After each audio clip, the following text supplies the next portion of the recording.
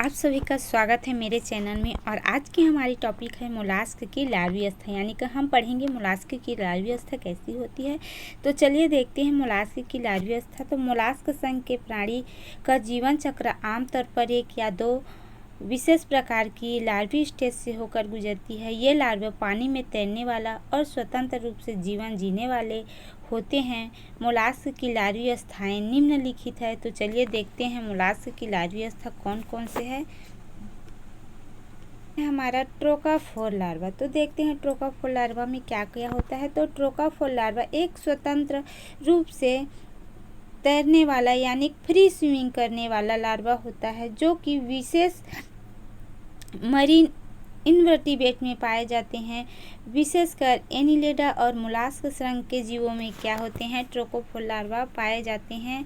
Trochophore larva की हम मुख्य विशेषता देखते हैं। तो ट्रोकोफोर लार्वा की मुख्य विशेषताएं निम्नलिखित है। तो पहला है आकार। तो यह सामान्य गोलाकार अंडाकार होता है। सिलियारी बैंड उपस्थित होते हैं ट्रोकोफोर में। इसके शरीर पर सिलिया की पट्टी होती है, जिसकी मदद से ये क्या करते हैं, तैरते हैं। Apical tuft. शीर्ष पर विशेष सिलिया का गुच्छा होता है, जिसे एपिकल टफ्ट बोलते हैं। प्रोटोट्रोक। शरीर के मध्य भाग में सिलिया की एक विशेष रिंग होती है, जिससे लार्वा घूमता है और आगे बढ़ता है। प्रोटोट्रोक की सहायता से क्या करता है, सिलिया घूमता है और आगे बढ़ता है। आँख और संवेदी अंग, मतलब इसमें सरल नेत्र और अन्य संवेदी अंग भी उपस्थित होते हैं ट्रोकोफोर लार्वा में। ट्रोकोफोर लार्वा के महत्व देखते हैं। तो यह लार्वा भ्रूणीय विकास का एक चरण है। इसमें वैज्ञानिकों को यह समझने में मदद मिलती है कि विभिन्न जंतु समूह आपस में कैसे संबंधित है, जैसे कि एनिलिडा और मोलास्क कैसे संबंधित है, ये समझने में सहायक होता है ट्रोकोफोर लार्वा में। यह लार्वा समुद्र में प्लवक समुदाय का हिस्सा है।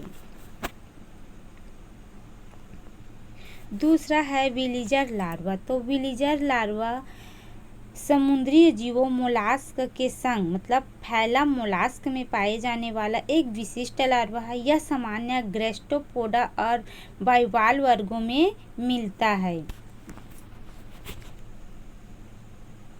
विशेषता देखते हैं। तो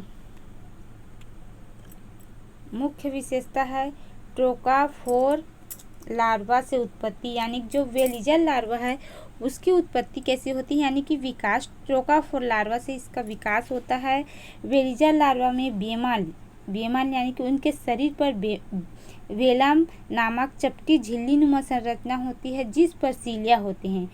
वेलम लार्वा को तैरने और भोजन करने में मदद करते हैं, यानी कि विलिजर लार्वा में जो वेलम उपस्थित होते हैं वो क्या करते हैं, उसको तैरने और भोजन करने में मदद करते हैं।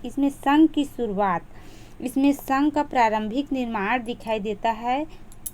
वेलिजर लार्वा जो है उसमें संघ की शुरुआत होती है। पैर यानी कि फूट, इसमें एक छोटा सा पैर फूट बनने लगता है, जो आगे चल कर रेंगने में सहायता होता है। आँख और अन्य अंग, इसमें आँख तथा अन्य संवेदी अंग का विकास शुरू हो जाता है। रूपांतरण, यह लार्वा धीरे धीरे विकसित होकर वयस्क मोलास्क में बदलता है। वेलिजर लार्वा का, तो वेलिजर लार्वा मोलास्क के जीवन चक्र का अत्यंत महत्वपूर्ण लार्वा चरण है। दूसरा है यह समुद्री पारिस्थितिक तंत्र में प्लवक के रूप में पाया जाता है और खाद्य श्रृंखला में योगदान करता है। तीसरा है वैज्ञानिक दृष्टि से यह मोलास्क की उत्पत्ति और विकास समझने में सहायक है। तीसरा है ग्लाइकेडियम लार्वा। तो ग्लाइकेडियम लार्वा एक विशेष प्रकार का लार्वा होता है, जो मोलास्क संघ के बिवाल्व वर्ग के कुछ मीठे पानी में रहने वाले जीव, विशेष रूप से यूनिनाइड्ड परिवार में पाया जाता है।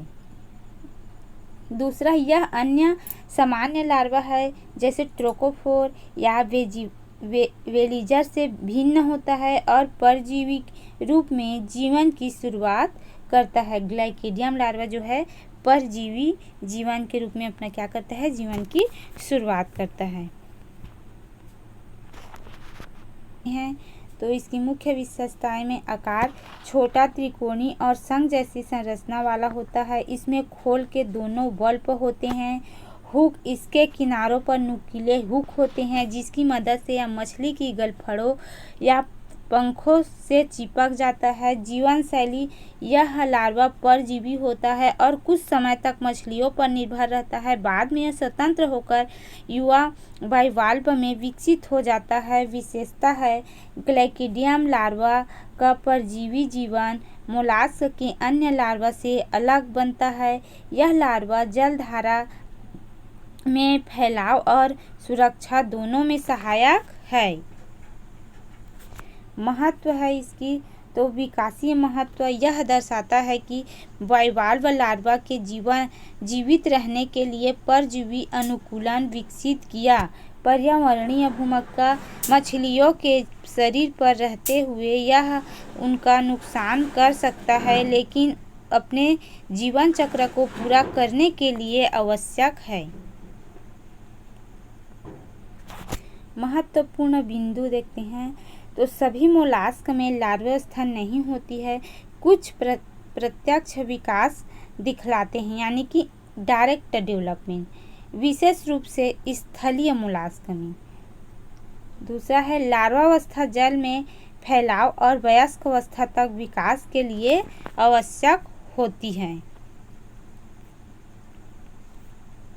निष्कर्ष देखते हैं तो मोलास्क की लार्वी अवस्था ट्रोकाफोर और वेलिजर इसके जीवन चक्र का एक महत्वपूर्ण भाग है जो उसके जल में तैरने, भोजन ग्रहण करने और आगे चलकर वयस्क बनने में सहायता करती है। ये अवस्थाएं अपने विविध विकास और परिस्थिति अनुकूलन को दर्शाती है। तो आज की हमारी टॉपिक यहीं तक खत्म होती है। अगर आप लोग को पसंद आया होगा तो मेरे चैनल को लाइक शेयर सब्सक्राइब जरूर कीजिएगा। धन्यवाद। फिर मिलेंगे अगले टॉपिक में।